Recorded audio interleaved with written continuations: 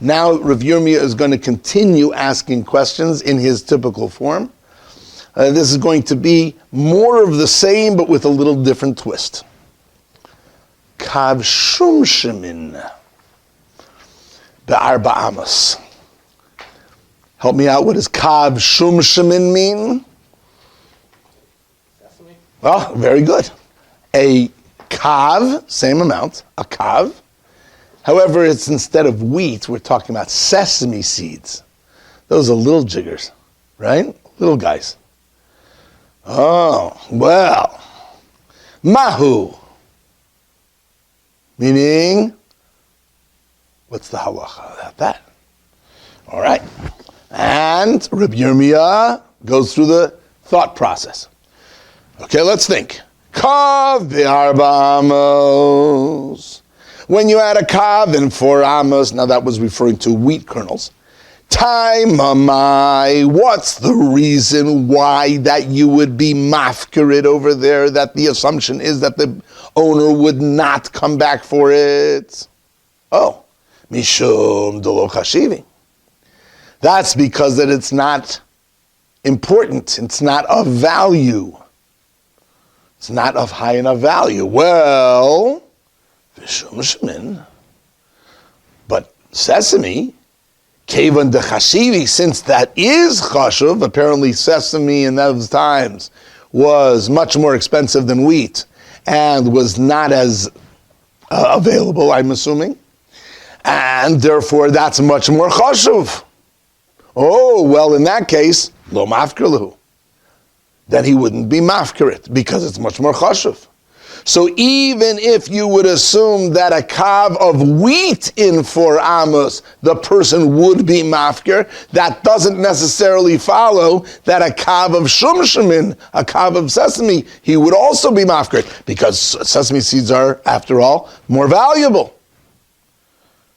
Odilma, or maybe, here's the other side of the coin, mishum de nafish terchayu. Or maybe it's because that there's a lot of effort. Again, going back to the kav ba'arba amos of wheat. What's the reason why a kav ba'arba amos of wheat, the guy is going to be mafkir? It is because why? Maybe it's because of too much effort. Oh, well, the kol shekain shumshumin, then certainly that would be true of shumshumin that are so small. Kivan de nafish tirchayu tfei. Since that there's a lot of tircha, a lot. Nafish means a lot. Tirchayu tvei, much more, right? That is because that they're so small, they become much more difficult to deal with. Mafkir lehu, it would be mafkir. So it's the same question in a different mode. Okay? Again, basically, the question boils down to the same question, but it just has different aspects of the same question. Is the main issue of kav ba'arba amos the lack of value, or is it the too much effort? If it's because of the lack of value that a kav in 4 amos is just not enough value, well, maybe that's only true of wheat, but maybe that wouldn't be true by shumshumin. By sesame seeds, they're more valuable. Therefore, he wouldn't be mafkir. On the other hand, if the main reason is because a kav ba'arba amos is too much effort, well, then certainly by shumshumin, that's certainly more effort, and then he would be mafkir. So again, it boils down to the same question, and Rav Yirmiyah is just, working through all these sides, but the real boils down to the same question. Will the real reason for kav ba'arba amos please stand up? Right? That's the main question, right? Okay? Now we're going to do another example. And again, Rabbi Yirmiyah comes, okay, now let's turn it around. Kav tamare be'arba amos. What happens if you have a kav, but this time instead of wheat, it'll be tamare. Tamare are dates. Now dates, as everyone knows, are much larger than wheat kernels. Much larger. Or let's go on. Kav rimoni be'arba amos. What happens if you have a kav of rimonim pomegranates. Now those are much, much larger, right? All right, now, so you have a kav of pomegranates in Arba Amos. Mahu. What's the halacha in that? And again, Yirmiyah goes through the motions. Let's go through the you can almost guess what this is going to say, right? Let's go through the thought process. Kav b'Arba Amos. A kav by Arba Amos referring to wheat, right? Our original situation. Time of my. What's the reason? Mishum delo chashivi. It's because that it is not that valuable. Oh, if that's the main reason, well, then kav tamare b'Arba Amos. If you have a kav of dates in 4 Amos, kav rimoni b'Arba Amos, or you have a kav of pomegranates in 4 Amos, nami, then that also kevon delo chashivi, since that they're not valuable, mafkir lahu. He would be mafkir them. Meaning, dates, pomegranates, especially in Israel, are not that valuable. They grow all over the place. They're not any more valuable than wheat, right? If the main reason of kav b'Arba Amos of wheat is because of a lack of value, well, if it's a lack of value, these for sure have a lack of value. They're not any more valuable than wheat, perhaps even less valuable than wheat. So he's mafkir it. Oh, Dilma. Or maybe, no, I'll look at it the other way. Mishum dinafisha tirchayu. Maybe, going back to the kav b'Arba Amos of wheat, maybe the main reason is because that it's too much effort. That's the main reason. Oh, well, if that's the main reason, then the kav tamari b'Arba Amos, if you have a kav of dates in 4 Amos, the kav rimoni b'Arba Amos, and a kav of rimonim, a kav of pomegranates in 4 Amos, well, that's a cinch.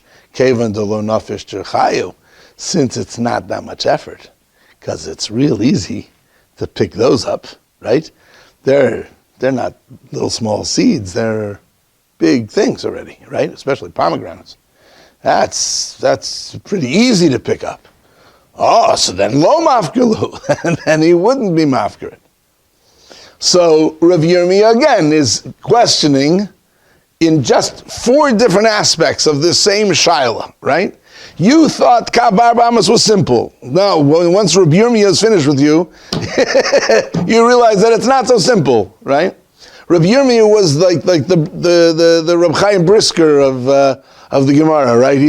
He looked at something and he could always see 2 sides to it, right? Says, is that the main reason or that the main reason? If this is the main reason, then this is the halacha. If that's the main reason, then that's the halacha, right? You can always see 2 things. They used to joke about in Brisk. They used to, the guys who didn't like the Brisker approach, the analytical approach, they would say, in Brisk they would ask him, is the floor under the table or the table over the floor? Right? Okay. Okay, I don't know. I'm not sure. But so that's what Rav Yirmiyah was sort of questioning. But he's showing you that I'm not asking you like ridiculous questions. I've got halachic differences here to do, right? Okay. So we've posed 4 questions on this, and the Gemara has yet to give an answer. And now let's do that final 2-word answer. My. And what is the halacha of all this? Teiku. Okay. What does teiku mean? Okay. So the simple understanding is what Aaron said. That's right. It stands. Meaning it stands as a question, right? As they say in Yiddish, ich weiß nicht. I don't know. Okay, I don't know. Let it stand as a question. I don't know. Teku stands for what? Let it stand, from the word of like lahakim, to stand. Now there are other people who will tell you that a famous explanation of what the word teku means is it's an acronym. Teku, Tishbi, referring to Eliyahu Hanavi, Tishbi, right? Eliyahu Tishbi.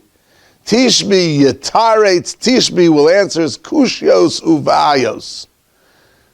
Tishbi will answer questions and unresolved issues.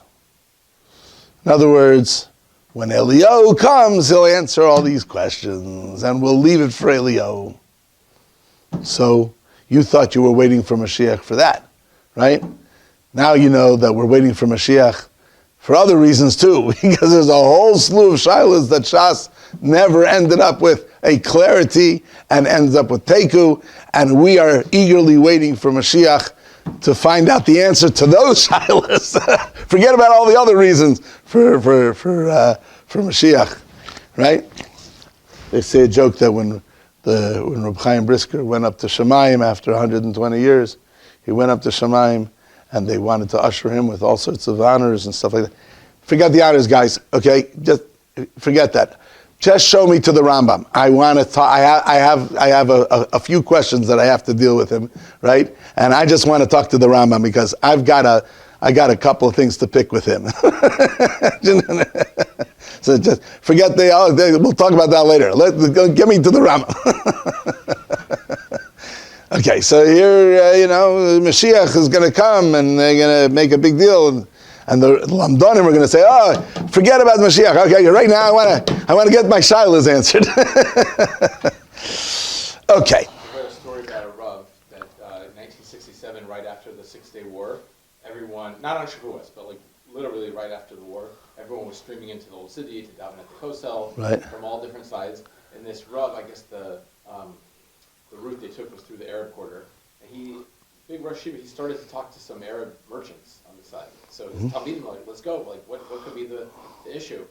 So he said he had a question on some words in the Rambam that were in Arabic. And he was handling with them so he could understand Rambam better on the way to Kosel in 1967. Okay. There he had his first shot at understanding the Arabic. There we go. All right. Now, I'm going to just mention something on the side here. It's not so on the side.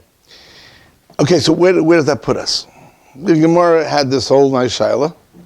Okay, all these big. Okay, so let's say that you're farmer B and you come over to the threshing floor and you find a kav of sesame seeds in 4 amas. Do you take them or not? Do you leave them or not? So the lamda is going to say, "Oh, it's a teku." Yeah, okay. So what do you do now? Are you allowed to take them? Are you not allowed to take them? What do you do?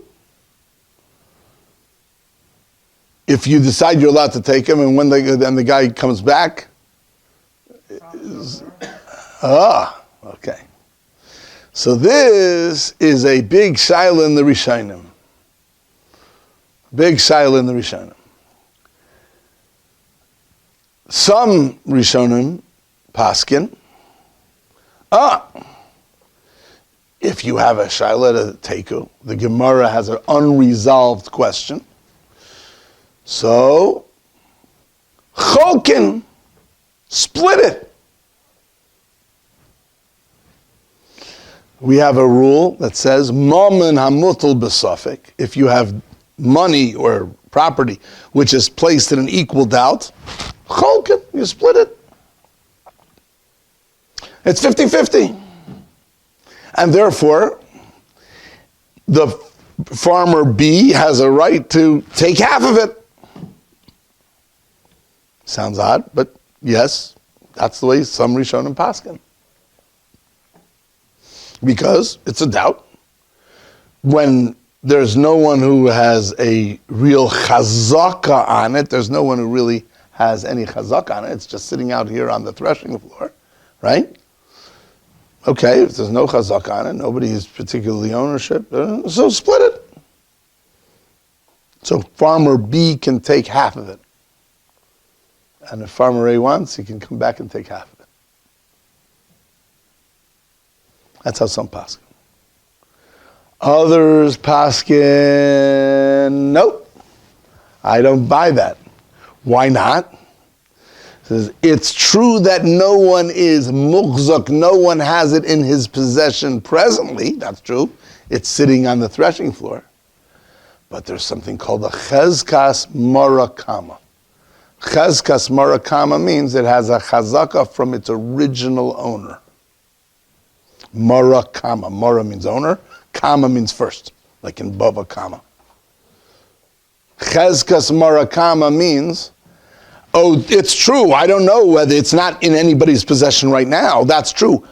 But when in doubt, go with what originally was true. I know that at one point this belonged to farmer A, right? I know that. The question was, did farmer A just forget about it, leave it alone, right? Just basically abandon it, or not? Teiku. I don't know. Says some Rishonim, oh, well, in a case of this case, you go with chezkas marakama. You go with the chazaka of who was the original owner, namely, even though that right now that on the threshing floor, there's no one who's particularly in possession of this stuff, true, but you can go with chezkas marakama. Chezkas marakama states that, being as I know for sure that earlier on this belonged to farmer A, I have to assume that it still remains to farmer A until I know that I can take it. Until I know otherwise, we can assume that whoever was the original owner is still the owner. And therefore, farmer B can't touch any of it. Because you have to assume that the farmer A, that's who still owns it. Being as I have a doubt, therefore I can't take it out in a doubt.